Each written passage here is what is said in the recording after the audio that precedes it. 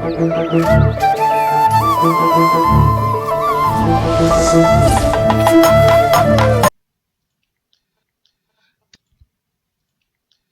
4 பசங்களாவது தனுஷ் முக ஜாடையில் இருப்பாங்க.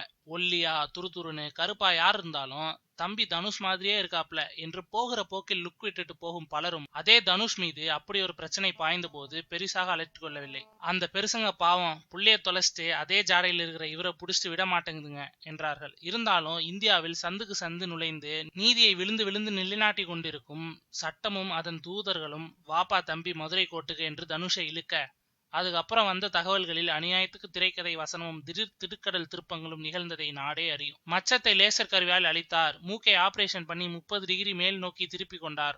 ஒரு காதுல இருந்த ஓட்டையை மட்டும் புளியை வைத்து அடைத்தார். இப்படியாக வரிசை கட்டிய பொய்களை கண்டு நிஜமாகவே மிரண்ட தனுஷ், பேசாம நாம நடிக்கிற ஒரு படத்துக்கு இவனுங்களை திரைக்கதை எழுத வச்சா நல்லா இருக்குமே என்கிற அளவுக்கு திகிலானார். பட் எல்லாம் கொஞ்ச நாளைக்கு தானே.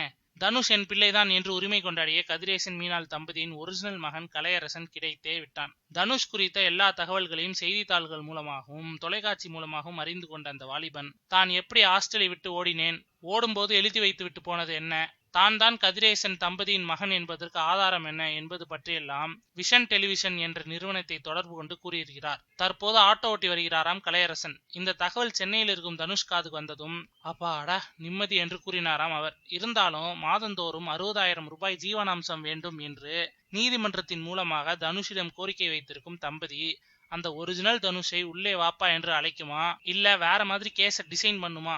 தனுஷ் படத்திலேயே பெரிய எதிர்பார்ப்பை ஏற்படுத்தி இருக்கும் ஒரே கிளைமேக்ஸ் இதுதான் மக்களே.